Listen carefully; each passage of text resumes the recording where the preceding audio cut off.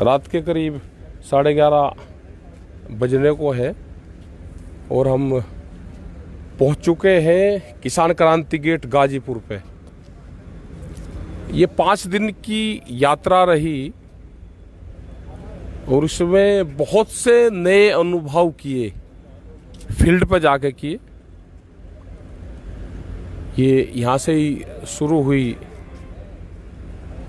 पीलीभीत, शाहजहाँपुर का कुछ क्षेत्र पड़ा, सीतापुर में बड़ी पंचायत हुई, लखनऊ में चैनल पे प्रोग्राम हुआ, वापसी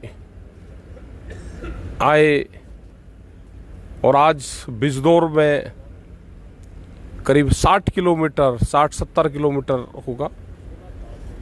तो जिस रास्ते से निकले बहुत लोग वहाँ पे मिले।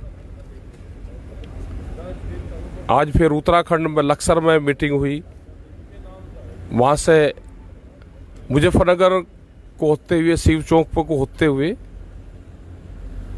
और अब दिल्ली गाजीपुर बॉर्डर पे पहुंचे हैं।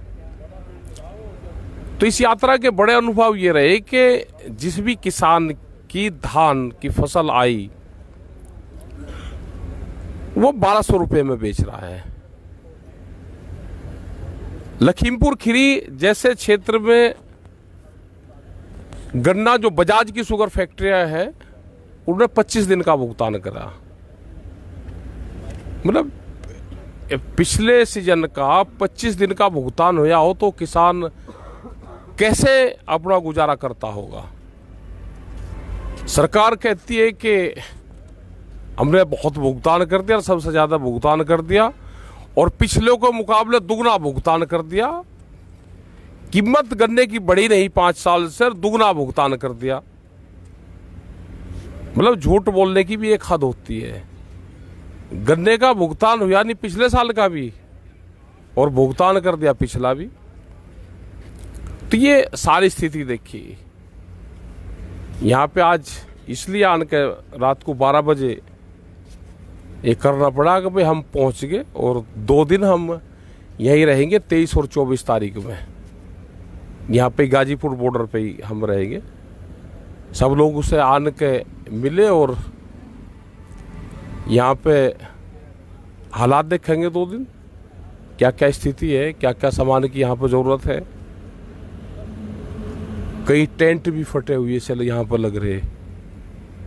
आदमी की जनसंख्या भी देखेंगे क्योंकि जब 5 दिन में आते हैं तो लोग भी इंगे तिंगे हो जा, कुछ नए लोग मिले, कुछ नए लोग, पुराने लोग चले जाते हैं। मुजफ्फरनगर में को भी होते हुए मिले, वहाँ के प्रेस के लोग मिले, वहाँ के व्यापारी मिले, वहाँ के दुकानदार मिले, वहाँ के जो पुराने अनुभव उन्होंने बताए, पंचायत वाले अनुभव उन्होंने बताए। उस पंचायत की भी जो मुजफ्फरनगर थी उसकी भी चर्चा बहुत रही है। चाहे लोग कोई पंजाब के हो या उनके रिश्तेदार तराई क्षेत्र में रहते हो या हरियाणा के लोग हैं या उत्तर प्रदेश के भी, जहाँ से भी लोग आए, तो पंचायत का जरूर वो जिक्र करते हैं 5 तारीख का कि इस तरह की व्यवस्था बहुत कम जगह देखने को मिलती है। कुछ लोगों ने बताया कि हम तो 10-15 किलोमीटर पीछे रुके, कुछ ने बताया जी हम 10 बजे वहां से वापसी चल दिए।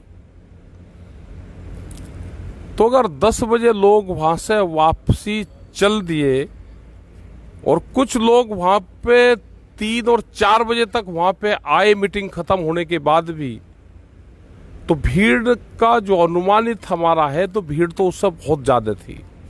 हमने 20 लाख से ज़्यादा भीड़ कहा तो भीड़ उससे भी ज़्यादा थी कि अगर 10 बजे का जाने वाला आदमी को गिनती करें, 4 बजे जो लोग फिर आ भी रहे हैं उनकी भी गिनती करें तो भीड़ तो काफ़ी संख्या में थी।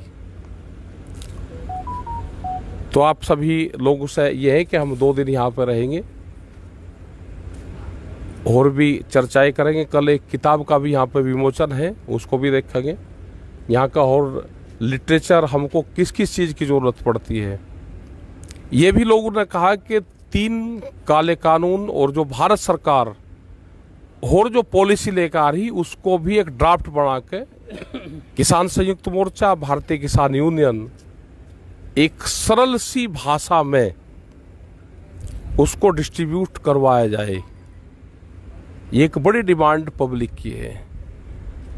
कुछ हिंदी भाषी क्षेत्र, कुछ पंजाबी, कुछ अगर हम दूसरे स्टेट में जाएंगे तो वहाँ से भी उनकी डिमांड है, कन्नड़, तमिल। तो इस तरह के जो लैंग्वेज है हमारा उसमें भी जाए तो सारी चीज़ें देंगे और उसका भी एक ड्राफ्ट हम बनाएंगे। और जो पब्लिक की डिमांड है उसको हम पूर्ण रूप से संयुक्त मोर्चे में रखेंगे। भारतीय किसान यूनियन के जो हमारे लीडर्स यहाँ पर आएंगे उनके बीच में रखेंगे। और भी जो खासकर के जो बच्चे लगे हैं, जो यंग जनरेशन इस आंदोलन में आई है, वो भी एक नया रिकॉर्ड टूटा है कि जो नौजवान इस आंदोलन से जुड़े, वो पंचायत में जुड़े हो 5 तारीख की या उससे पहले, और शुरू से ही यंग जनरेशन जुड़ रहे हैं। जो छोटे छोटे बच्चे, जो 5, 6, 8 और 10 साल के बच्चे हमने सड़कों के ऊपर देखे, तो उससे ये लगता है कि कोई न कोई परिवर्तन होगा जरूर। जब बच्चों की आवाज़ किसी चीज़ पे पुकारने लगे तो कुछ न कुछ घटनाक्रम होगा। तो ये एक अच्छी सोच है कि हमारे बच्चे जो कंप्यूटर चलाते हैं, जो टीवी देखते हैं, जो मोबाइल चलाते हैं, फेसबुक चलाते हैं, वो इन सब चीज़ों पर ध्यान दे रहे। अपने गांव की क्या हालात हैं, क्या स्थिति है आपके फसलों की, आपके पशुओं की, आपके रहन सहन की, सरकार की योजनाओं की, उनके बारे में आप ज़रूर लिखें। अपने वहाँ से व्हाट्सएप के माध्यम से, फोटोग्राफी के माध्यम से वो चीज़ें आप ज़रूर डालें। आपकी हेल्थ की क्या सुविधाएं हैं, सरकार जितनी स्कीम बताती है, बड़े बड़े होल्डिंग सरकार लगाती है, क्या वो स्वास्थ्य सेवाएं आपके गांव में मिल रही है, एजुकेशन की क्या हाल है, ये सारी चीज़ें आप ज़रूर डाल लोगे।